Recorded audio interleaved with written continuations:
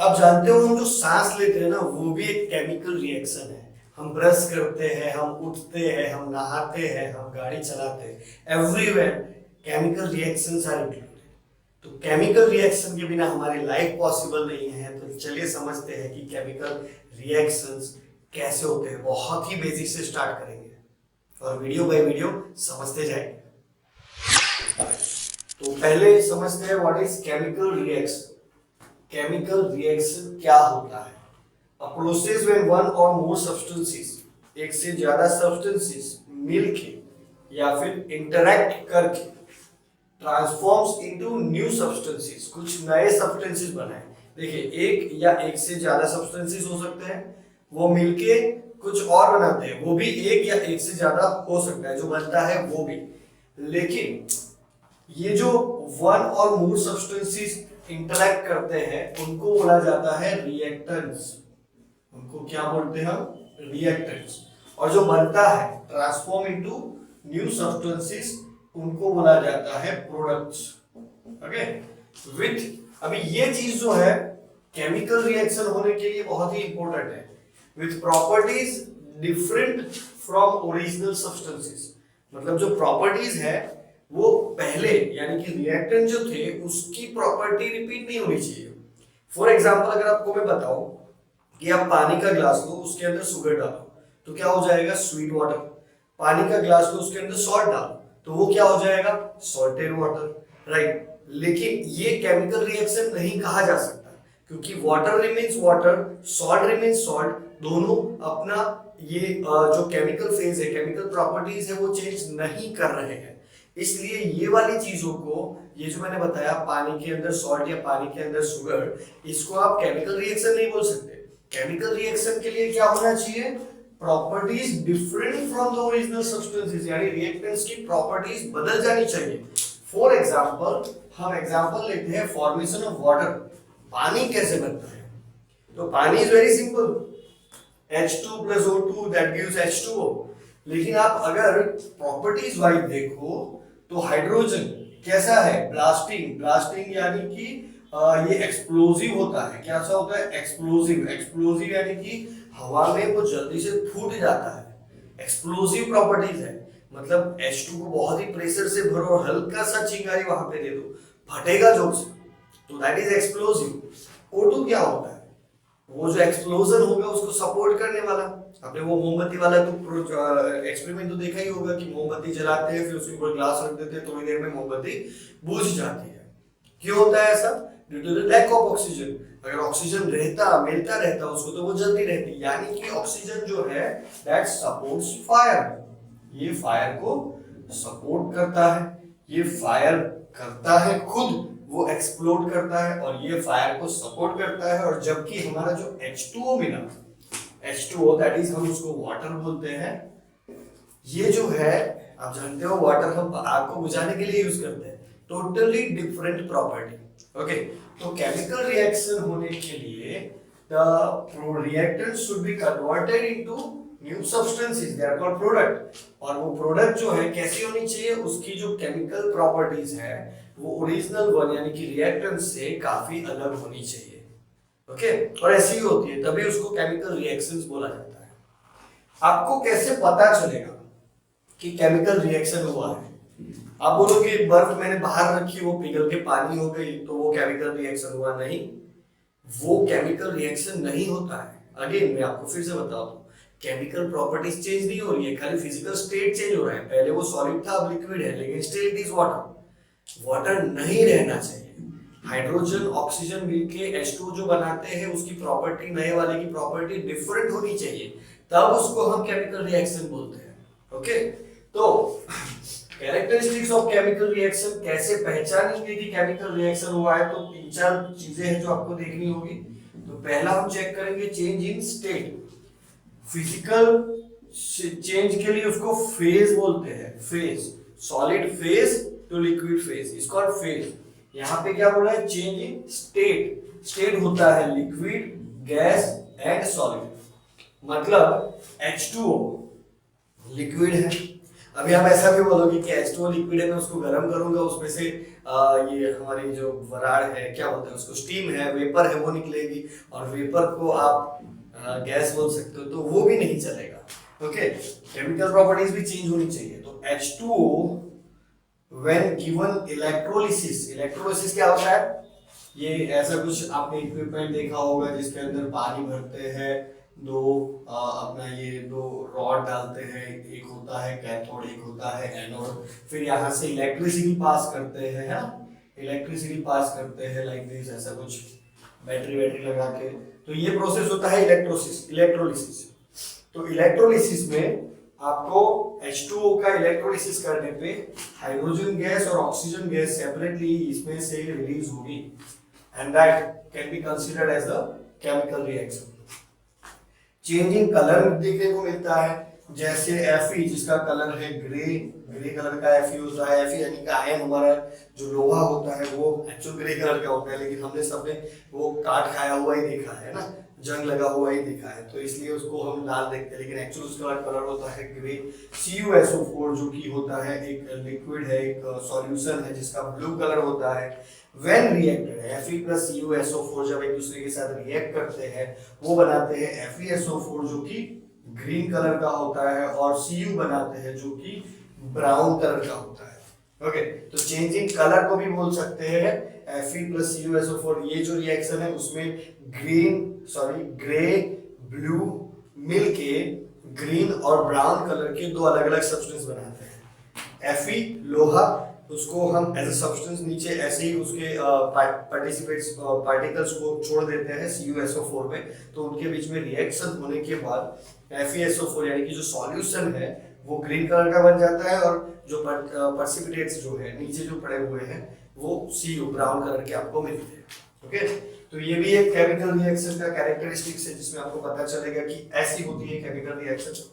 Then evolution of gas निकलती है जब केमिकल रिएक्शन होता है। तो इसमें देखो जिंक और HCl, हाइड्रोक्लोरिक एसिड और जिंक में जब रिएक्शन होती है तो एक ZnCl2 बनता है, और उसके साथ साथ हाइड्रोजन गैस जो है वो रिलीज होती है। जब गैस रिलीज होती है सेपरेटली, अलग से जो हमने डाला है उसके अंदर गैस नहीं है, लेकिन वहां से अलग से कोई गैस रिलीज होती है, that is again is considered as a chemical reaction. Then change in temperature का चेंज होना due to the chemical reaction. कोई चीज को आप बाहर हवा में खुली रखोगे, धीरे धीरे वो ठंडी हो जाएगी, और कोई चीज को आप गर्म करोगे तो वो गर्म भी हो जाएगी। लेकिन change in temperature due to this chemical reactions, तो उसको हम ऐसा कंसीडर करेंगे। केमिकल रिएक्शन कब बोलेंगे, जब जैसे यहाँ पे डिफाइंड है, एक से ज्यादा मिलके एक और बनाएंगे तो वो बोला जाएगा केमिकल रिएक्शन, और उसमें टेम्परेचर चेंज हो सकता है।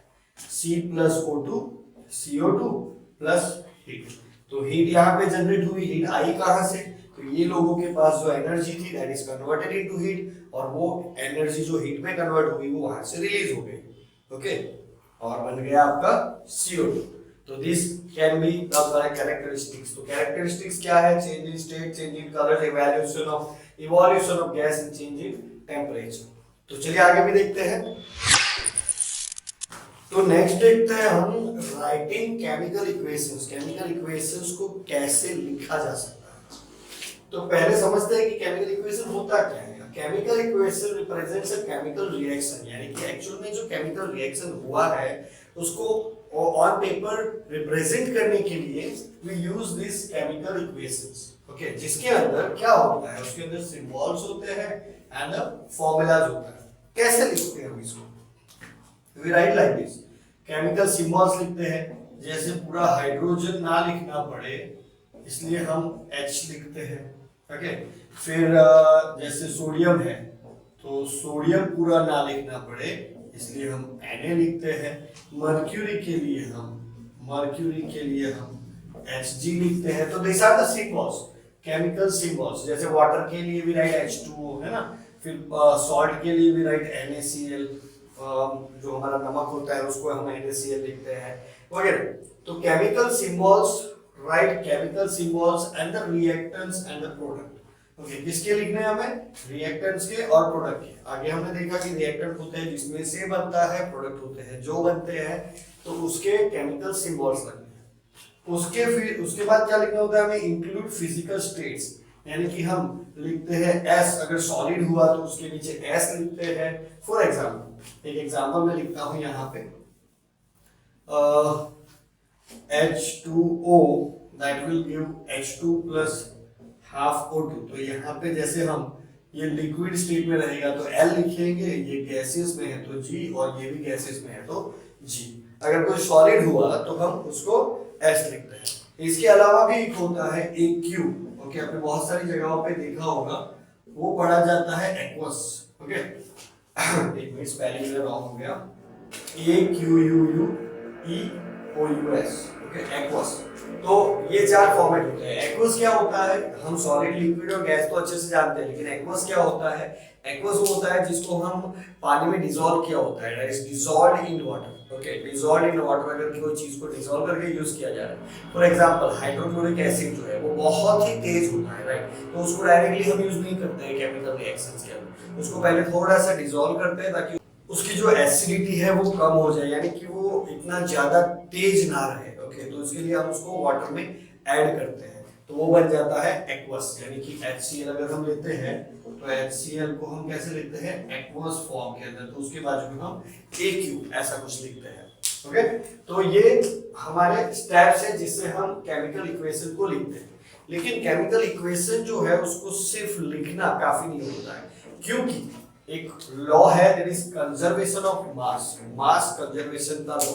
ये बोलता है कि the mass can never be, the mass of any element can never be produced or never can be destroyed। जैसे हम एनर्जी का कंजर्वेशन जानते हैं ना, energy can never be destroyed, never can be generated, it can only be converted from one state to another state. वैसे ही mass का होता है, it can not be produced, it can not be destroyed, it can only be converted from one state to another state.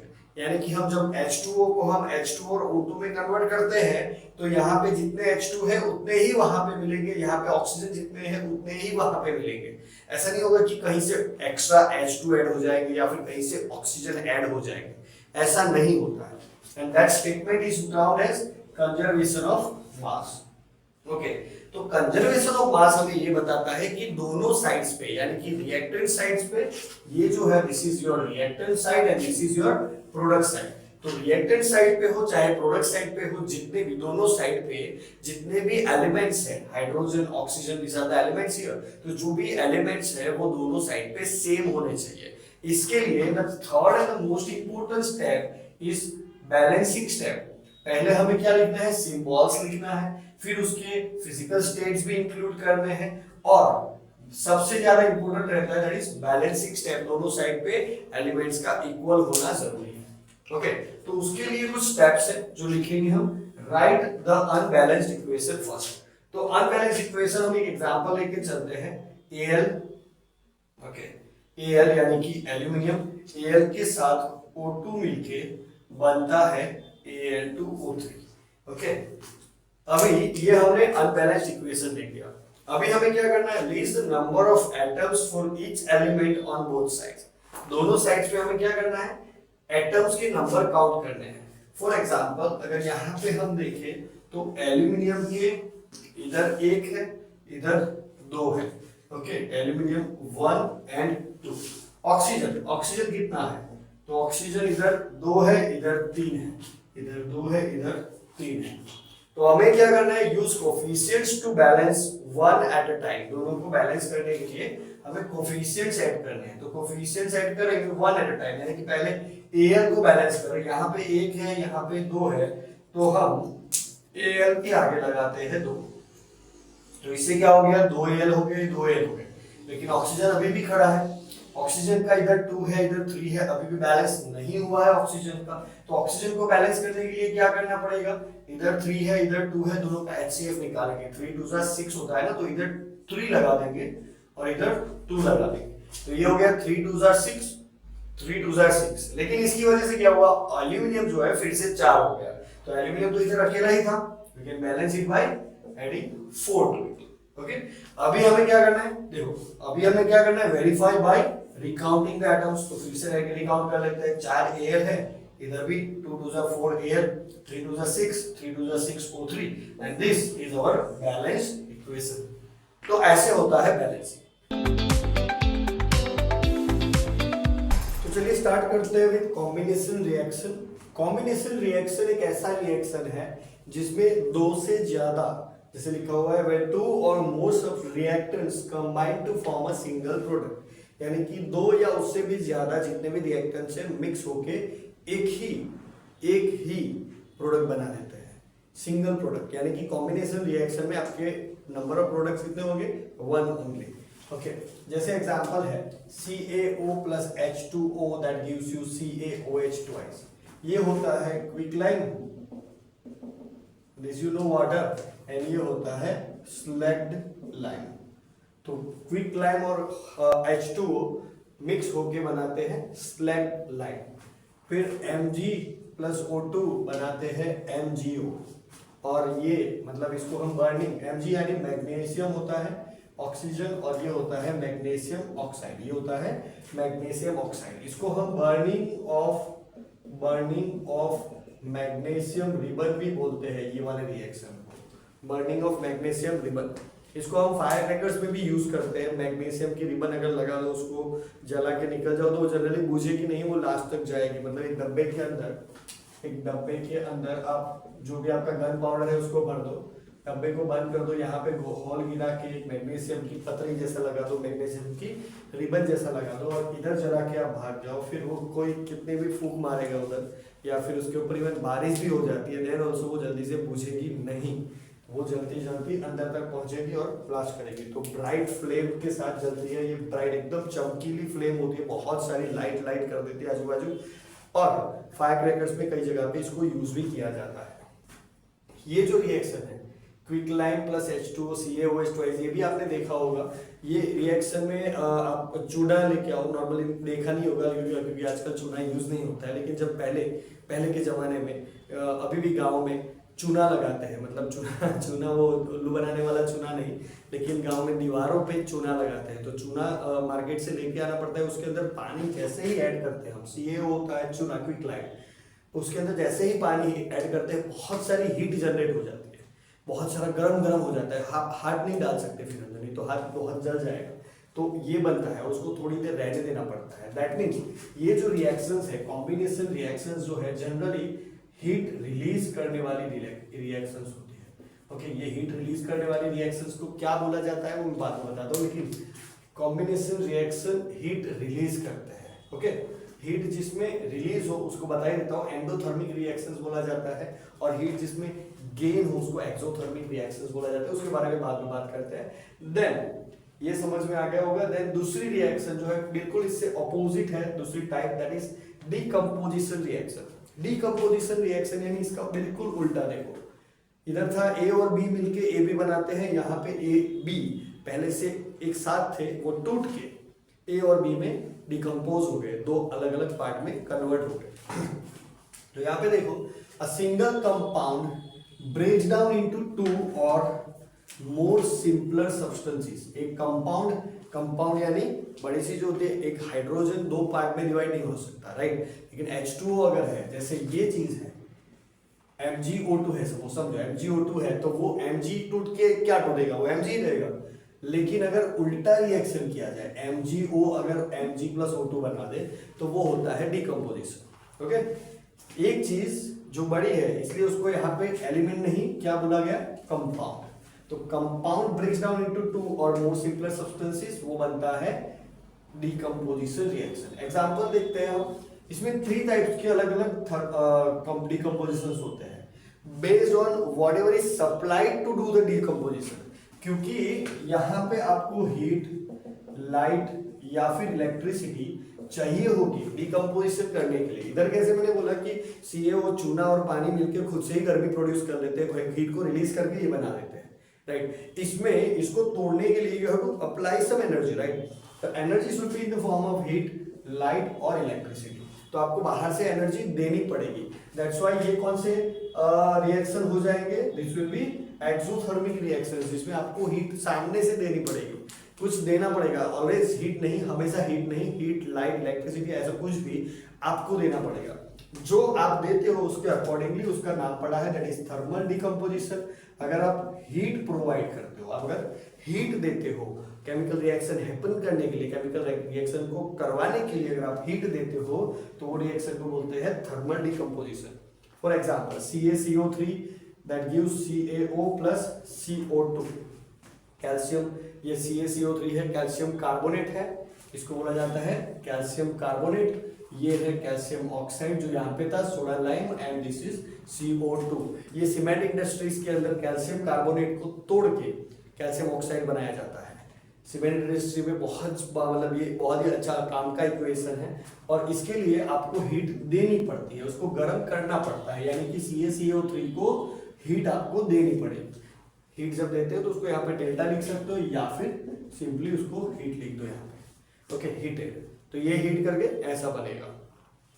Electrolytic, जहां पे आप electricity supply करते हो, क्या सप्लाई करते हो, इलेक्ट्रिसिटी। तो जब इलेक्ट्रिसिटी सप्लाई करके आप डिकम्पोजिशन रिएक्शन यानी कि एक चीज को तोड़ के दो चीजों में डिवाइड करते हो तो that reaction is called electrolytic decomposition. Electrolytic decomposition. तो ये इलेक्ट्रोलिक मैंने जब थोड़ी देर पहले ही बताया था, सॉरी अगले वाले वीडियो में बताया था कि ऐसा कुछ इक्विपमेंट होता है। मैं यहाँ पे इक्विपमेंट बना देता हूँ, देखो ऐसा इक्विपमेंट आपने देखा होगा, एक एनोड होता है, एक कैथोड होता है, राइट। यहाँ पे इलेक्ट्रिसिटी का कुछ सप्लाई होता है, इन दोनों के बीच में ऐसा कुछ कनेक्शन वगैरह होता है।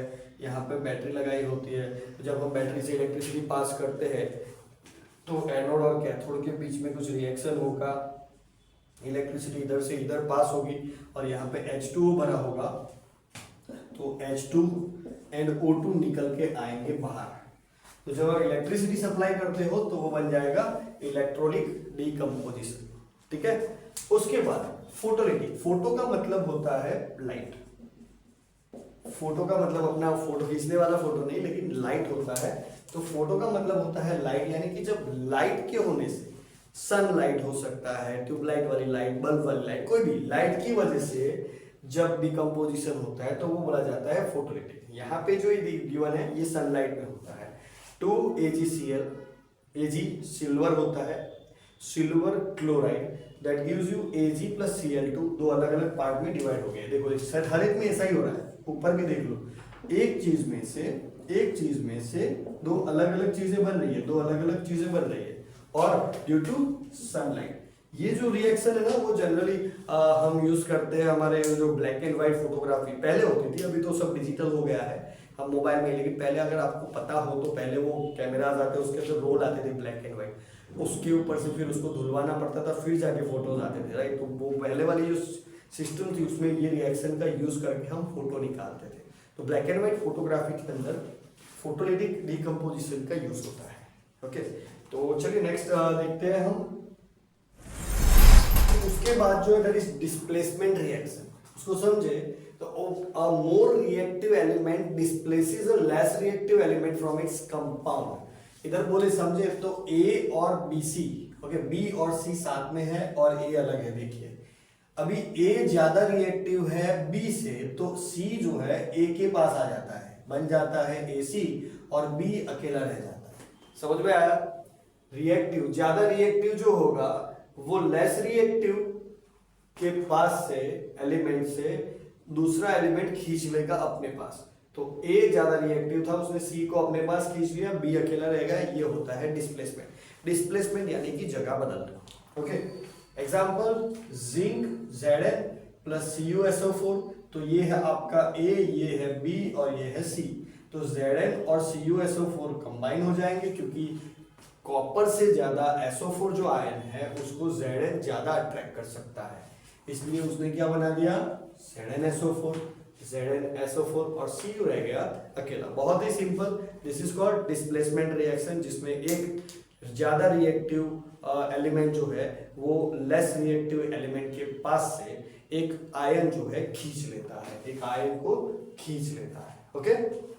वैसा ही है डबल डिस्प्लेसमेंट रिएक्शन, उसमें भी देखिए नाम तो ऐसा ही है, डिस्प्लेसमेंट रिएक्शन। इसमें क्या बोला, डबल डिस्प्लेसमेंट रिएक्शन।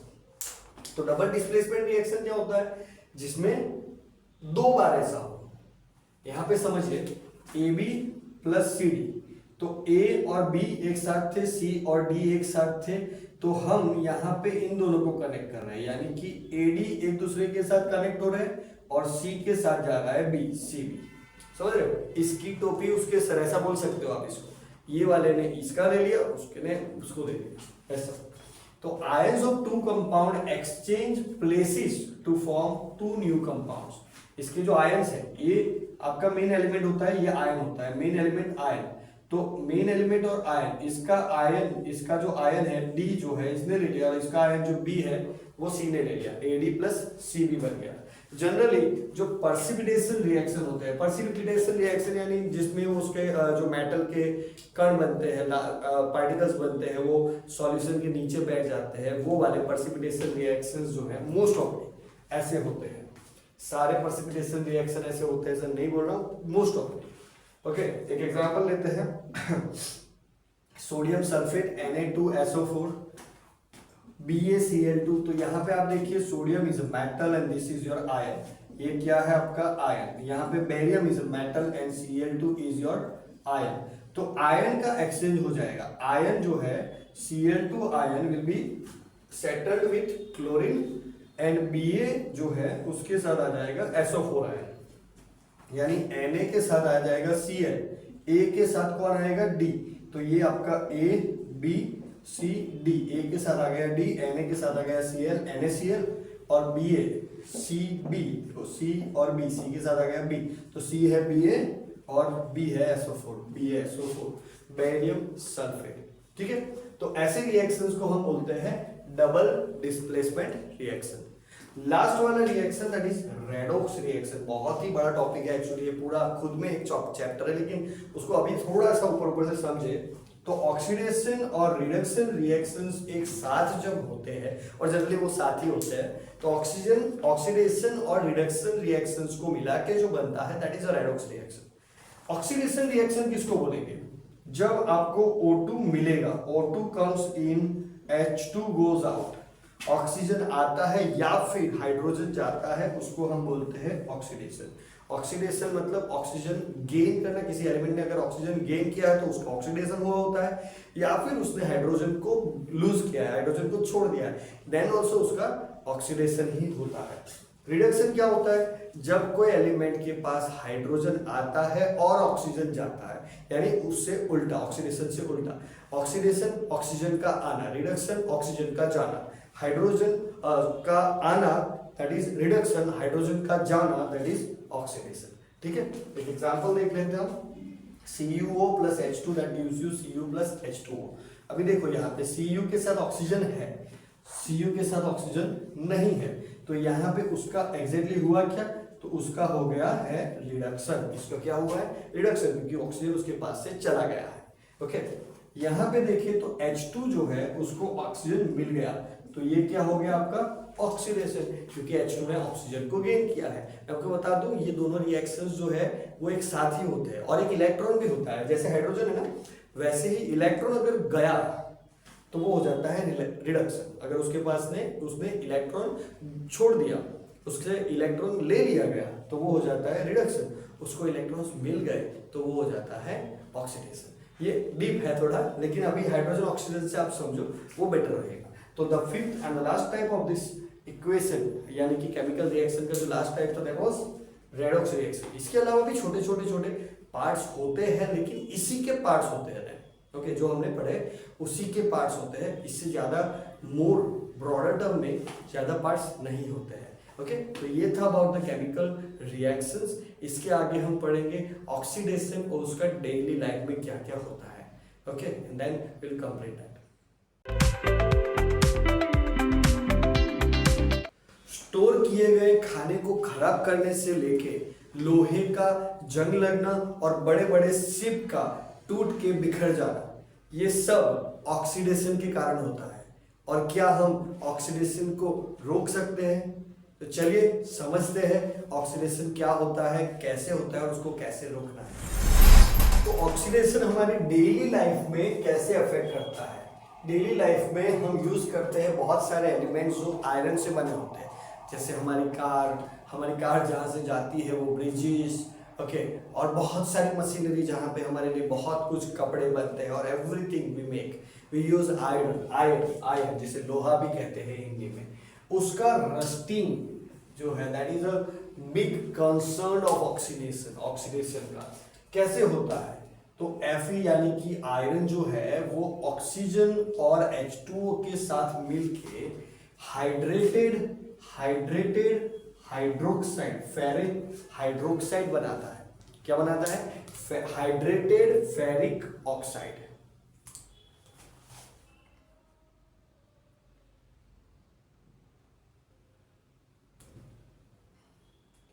और ये जो है इसी को बोलते हैं रस्ट, जंग, FeOH थ्राइस।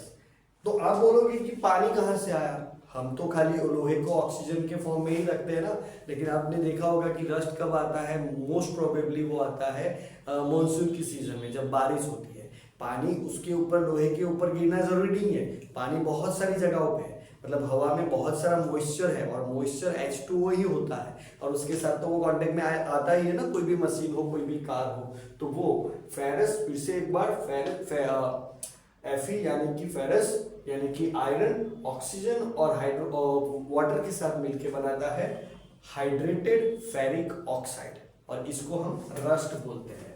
प्रिवेंट कैसे करेंगे, इसको बचाएंगे कैसे? तो बहुत ही इजी है, इधर उसको पेंट कर दो अच्छे से, या फिर उसके ऊपर ग्रीस या फिर ऑयल का एक कोटिंग चढ़ा दो, जिससे क्या होगा? Fe सीधा ऑक्सीजन या फिर H2O के पानी के कांटेक्ट में नहीं आएगा। आप जानते हो पेंट या ग्रीस लगाने या फिर ऑयल लगाने की वजह से पानी उधर तक पहुंचेगा नहीं, ऑक्सीजन के साथ वो सीधा टच में नहीं आएगा। तो ऐसे आप प्रिवेंट कर सकते हो। Another way is called galvanising.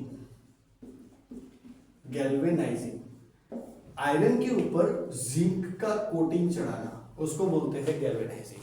Iron के ऊपर आप जब जिंक का कोट चढ़ाते हो, उसके ऊपर लेयर बना लेते हो, तो that is called galvanizing. Oil, paint ये सब जल्दी निकल जाता है, लेकिन जिंक का कोटिंग जो है वो ज्यादा टाइम तक उसको सपोर्ट करता है। जनरली जो बोट्स होती है ना, स्टीमर्स, बहुत सारी बड़ी बड़ी बोट्स, उसके नीचे मैग्नीशियम के ब्लॉक्स लगाए जाते हैं, जिंक से उसके ऊपर कोटिंग किया जाता है, ताकि उसको तो पानी में रहना है पूरा टाइम, उसको जल्दी जंग लगेगा। और वो तो बहुत बड़ा स्टीमर है, टूट गया फूट गया इतने शॉर्ट टाइम में तो क्या होगा? इसलिए उसके ऊपर जिंक का कोटिंग चढ़ाने के बाद मैग्नीशियम के ब्लॉक्स भी लगाते हैं, ताकि मैग्नीशियम जल्दी से उस पानी के साथ रिएक्ट करके वो खराब हो जाए और अपना लोहा जो है वो बच जाए। ओके, दूसरा एंड द मोस्ट इंपोर्टेंट जो हमारी डेली लाइफ में डेली अफेक्ट करता है, दैट इज रेंसिडिटी। एग्जैक्टली होता क्या है rancidity? Spoilage of food due to the oxidation of fats and oils. कोई भी फूड हो उसमें फैट या फिर ऑयल तो रहेगा, और वो ऑयल का ऑक्सीडेशन हो जाने की वजह से, ऑक्सीडेशन यानी कि उसका केमिकल रिएक्शन ऑक्सीजन के साथ हो जाने की वजह से उसमें से कुछ गंदी टेस्ट या बदबू आने लगती है। कोई गंदा टेस्ट आता है या फिर उसमें से बदबू आना स्टार्ट हो जाता है, फिर हम उसको बोलते हैं कि ये खराब हो चुका है, अभी इसको मत खाओ। ये होता है रेंसिडिटी। रेंसिडिटी को प्रिवेंट कैसे किया जा सकता है? कोई भी फूड हो उसमें ऑयल या फैट तो होगा ही, और वो खराब भी हो जाएगा। तो कैसे? तो विदाउट ऑयल फूड बना लो पहले, तो उसमें ऑयल या फैट ना हो ऐसी चीज बना लो, लेकिन that is near to impossible, कि वो ऐसी चीजें जनरली नहीं बन पाती जिसको हम विदाउट ऑयल या विदाउट फैट्स, ऑयल तो चलो अवॉइड करेंगे, लेकिन फैट्स तो फूड के अंदर होगी थोड़ी बहुत, तो उसको प्रिवेंट करने के लिए ऑयल के बिना या फिर फैट के बिना बना लो, दैट इज लेकिन ये कोई ऑप्शन नहीं है।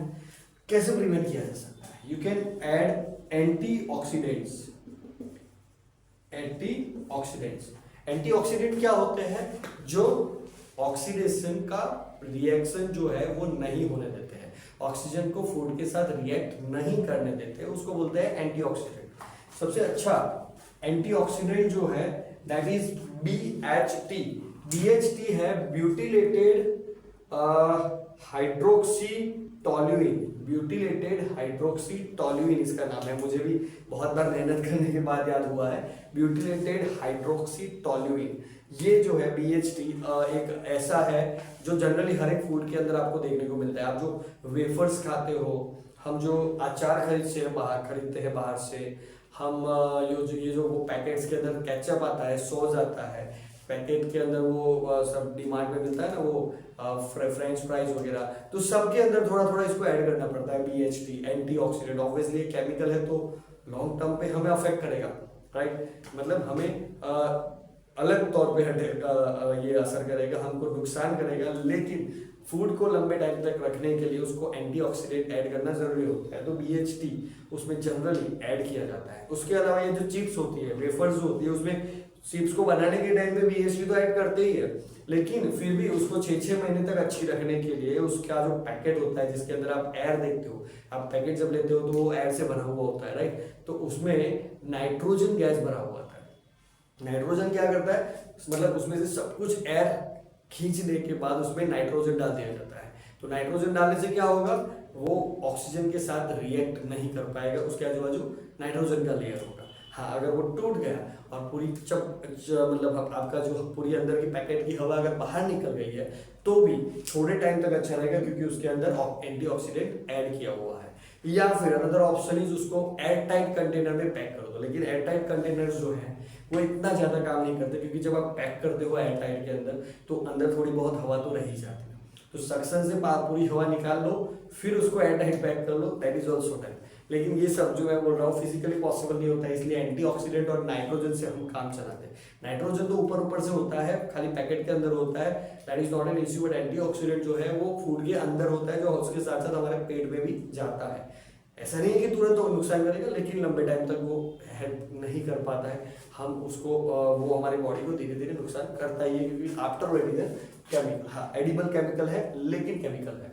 ओके, तो रेंसिडिटी ये सबसे बड़ा ऑक्सीडेशन का हमारी एवरीडे लाइफ के अंदर इम्पैक्ट है। अभी ऐसा नहीं है कि ये बिल्कुल बेकार सी चीज है, ऑक्सीडेशन हमारी लाइफ को हमेशा बर्बादी करता है, नष्ट ही करता है, ऐसा नहीं है, काम की भी चीज है। कैसे काम की है देखते हैं। तो ये जो सारे नुकसान करता है उसके साथ साथ थोड़े नहीं, बहुत सारे फायदे भी है ऑक्सीडेशन के। हर एक चीज के दो पहलू होते हैं, एक अच्छा एक बुरा, हमें हमेशा अच्छे के ऊपर कॉन्सेंट्रेट करना चाहिए। देखते हैं कि इम्पोर्टेंस ऑफ ऑक्सीडेशन जो है ये भी बहुत ही काम की चीज है। ऑक्सीडेशन से हमें डेली फूड डाइजेशन में हेल्प मिलती है, यानी कि अगर हम फूड डाइजेस्ट कर पाते हैं, जो हमने खाना खाया वो डाइजेस्ट कर पाते हैं, तो उसका रीजन है ऑक्सीडेशन रिएक्शन। देखिए ये आपका ग्लूकोज है, C6H12O6 जो है ये ग्लूकोज है। जो भी हम खाते हैं उसमें से हमको ग्लूकोज तो मिलता ही है। जैसे आपने खा लिया पोटैटो कुछ, ओके, तो पोटैटो होता है, पोटैटो में होता है स्टार्च ब्रेक डाउन होके बनता है ग्लूकोज। तो ग्लूकोज आपकी बॉडी को मिलता है, कोई भी फूड खा लो तो ग्लूकोज आपको मिलता है।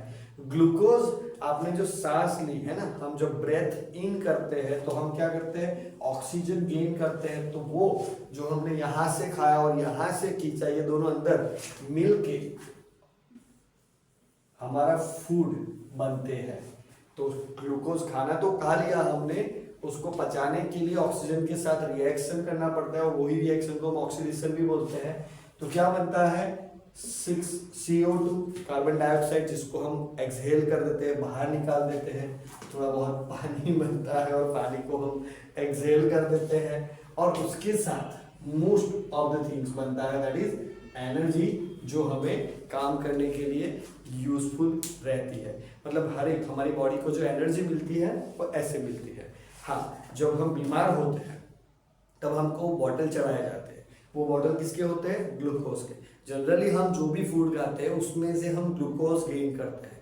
हमारा जो डाइजेशन सिस्टम है उसको तोड़ मोड़ के ग्लूकोज में कन्वर्ट करता है, एंड उसके ऊपर से हम एनर्जी गेन करते हैं। अगर हमारा डाइजेशन प्रॉपरली काम नहीं कर सकता है, अगर हम बीमार हो चुके हैं, हम जो खाना है प्रॉपरली नहीं खा पा रहे हैं, तो हमें एनर्जी कहाँ से मिलेगी। तो वो एनर्जी हमें डायरेक्टली ग्लूकोज सप्लाई करके दी जाती है। फिर हमें क्या करना होता है, ग्लूकोज तो हमको बॉटल में से मिल गया, हमें सिर्फ सांस लेनी है और सांस में से हमको एनर्जी मिलती रहेगी।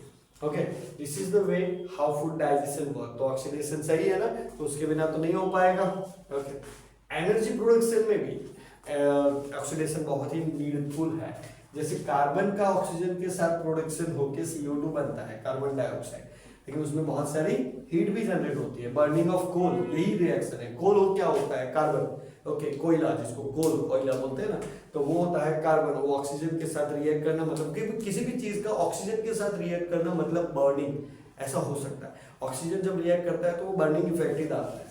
तो C+O2 that gives you CO2, this is not important, CO2 is not important, but heat is important. गर्म करते हैं हम, और इससे ही हमारा पूरा का पूरा पावर प्लांट चलता है, और वो पावर प्लांट से हम इलेक्ट्रिसिटी गेन करते हैं, राइट। हमारी बाइक के अंदर या फिर हमारी कार के अंदर जो फ्यूल डलवाते हैं, पेट्रोल डीजल, वो सब कार्बन से बना होता है, उसका भी ऑक्सीडेशन होता है। ऑक्सीजन के बिना पॉसिबल ही नहीं है उसका जलना, और वो जलता है तब हमें एनर्जी मिलती है, और वो एनर्जी से हम ट्रैवल कर पाते हैं। घर पे कुकिंग करने के लिए भी कार्बन वाला हमारा फ्यूल होता है, मतलब गैस का बॉटल होता है, उसमें कार्बन की ही कुछ चीजें भरी होती है, उसको भी ऑक्सीजन के साथ रिएक्ट करना पड़ता है, राइट। बाहर आने के बाद गैस जलता है, अंदर नहीं जलता।